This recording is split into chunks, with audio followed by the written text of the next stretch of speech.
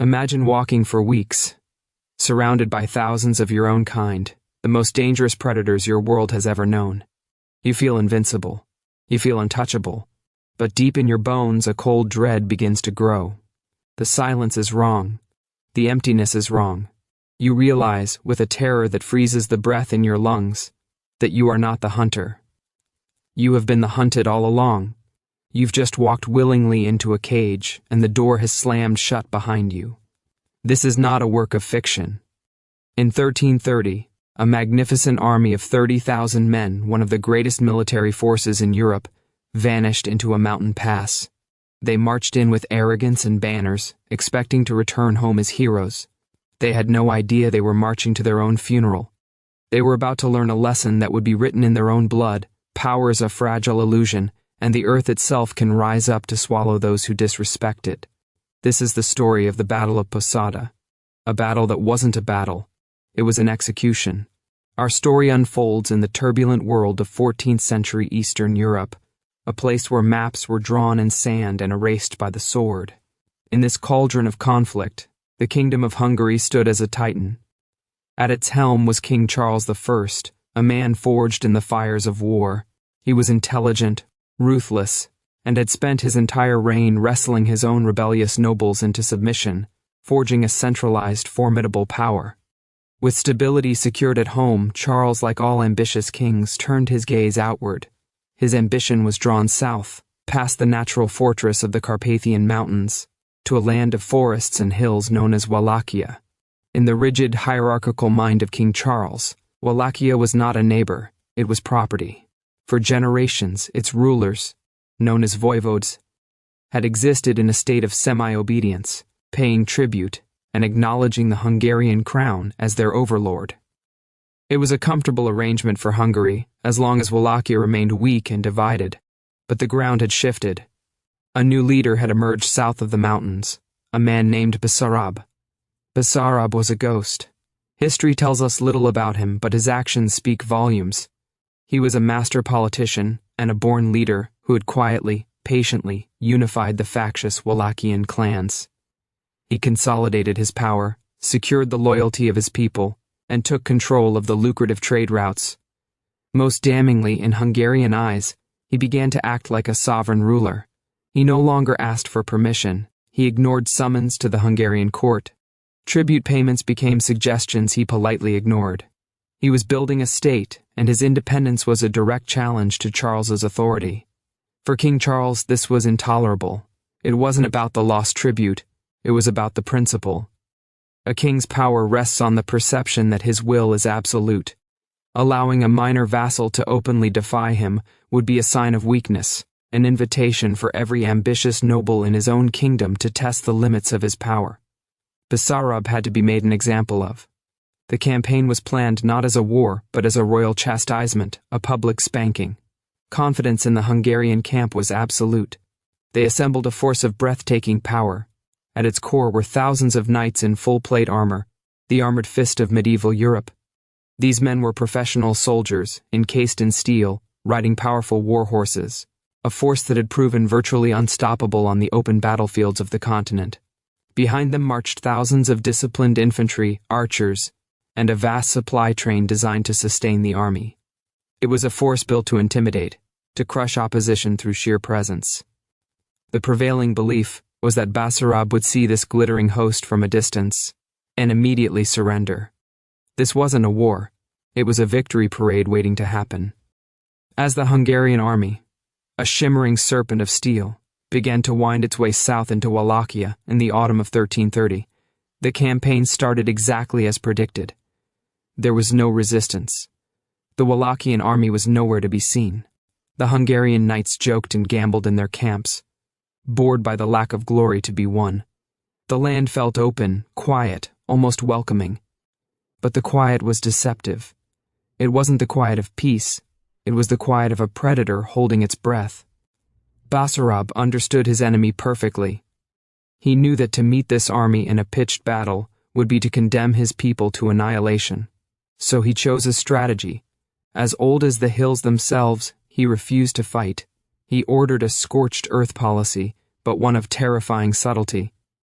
As the Hungarian army advanced, the world in front of them was systematically erased. Villages were not burned, but simply emptied. The people, their food, and their livestock vanished into the dense forests and hidden valleys of the Carpathians. At first, the Hungarians saw this as a minor inconvenience. The locals had fled in terror. It was normal. But as the days turned into a week, then two, the pattern became deeply unsettling. The emptiness was absolute. The army's own supply wagons, lumbering over poor roads, struggled to keep up. Foraging parties returned with nothing. The land itself seemed to be actively hostile, offering no sustenance. The men, once boisterous, grew quiet. The horses, without adequate fodder, grew weak. The psychological toll was immense. The silence of the forest began to feel menacing. Soldiers would swear they saw movement in the trees, a fleeting shadow, a face that vanished as soon as they looked. They felt watched, constantly. The lack of an enemy was more terrifying than any army they could see. An army can be fought, but how do you fight a ghost? How do you attack an absence? King Charles grew increasingly frustrated. His grand parade had turned into a miserable slog through a barren land. His powerful army was being defeated not by swords but by hunger and paranoia. Still, his pride would not let him turn back. To withdraw now would be to admit that the peasant voivode had outsmarted him. And so, against the advice of some of his more experienced commanders, he ordered the army to press on, deeper into the trap. He was convinced that Basarab was just ahead, running out of territory, ready to be cornered. He failed to understand that he was the one being cornered. Finally, in early November, even Charles could no longer deny the reality of his situation. His army was on the verge of collapse. Horses were dying. The men were starving and mutinous. Winter was breathing down their necks, promising to turn the hostile landscape into a frozen tomb. With a heavy heart, he gave the order they would withdraw. A collective sigh of relief went through the army. The ordeal was over. They were going home. This was the moment. The one single moment that Basarab had been planning for, betting everything on. An advancing army is cautious, unpredictable. A retreating army is single-minded. It wants one thing, the fastest route home. And the fastest route home from where the Hungarians were was through a long, narrow valley, a natural choke point known as Posada. The valley was a death trap by design. Steep, impassable cliffs rose on either side, covered in thick forest. The road at the bottom was barely wide enough for 2 wagons to pass. It was a place that compressed movement, that denied maneuverability, that turned an organized column into a helpless, segmented worm. For weeks, Basarab's men had been preparing this place. Their work was not construction, it was choreography. They moved with the quiet efficiency of wolves preparing an ambush. Thousands of men, women, and children from the surrounding villages had been mobilized. They hauled immense boulders to the cliff tops, balancing them precariously. They felled massive trees, suspending them with ropes. Archers and javelin throwers took up concealed positions in the forest, their vantage points offering a clear, plunging view of the road below. Basarab's instructions were chillingly precise. No one was to make a move until the entire Hungarian army, from the first scout to the last baggage cart, was inside the pass. The goal wasn't to defeat the army, it was to annihilate it. On the morning of November 9, 1330, the vanguard of the Hungarian army reached the mouth of the pass. They saw nothing alarming. The scouts reported the road was clear. The army entered, a mood of grim determination mixed with relief now propelling them forward. The proud knights, the weary foot soldiers, the groaning wagon train, they all poured into the narrow gorge. The sheer length of the column meant it took hours for the entire army to be swallowed by the valley. From a high hidden vantage point, Basarab watched. He waited. The patience he had shown for months now narrowed to these final critical moments. He waited as the vanguard disappeared around a bend. He waited as the miles-long train of wagons filled the valley floor.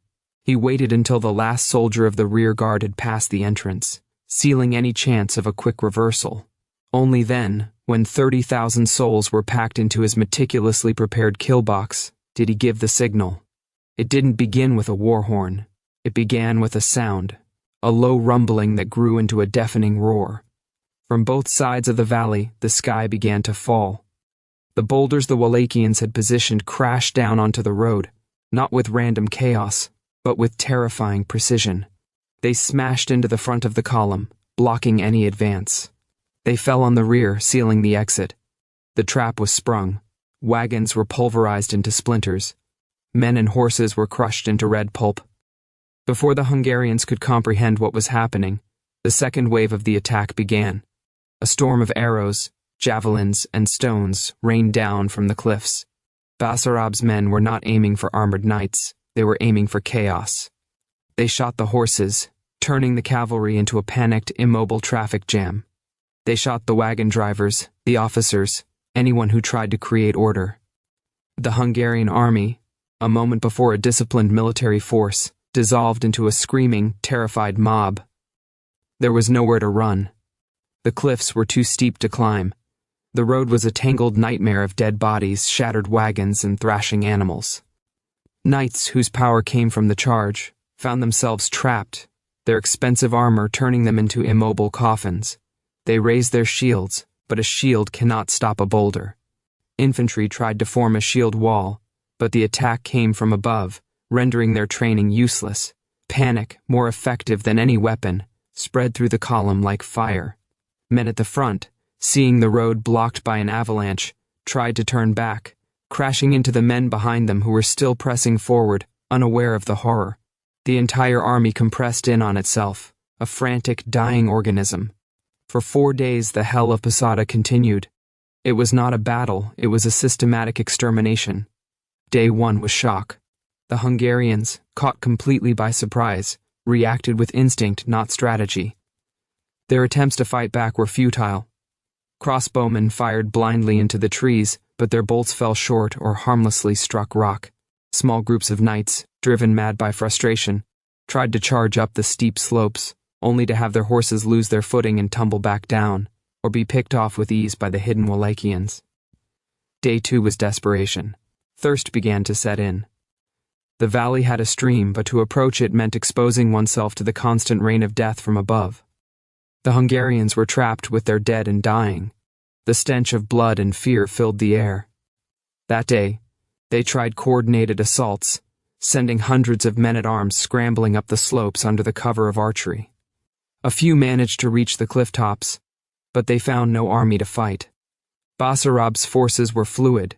They struck from one position and then melted away into the forest to reappear in another.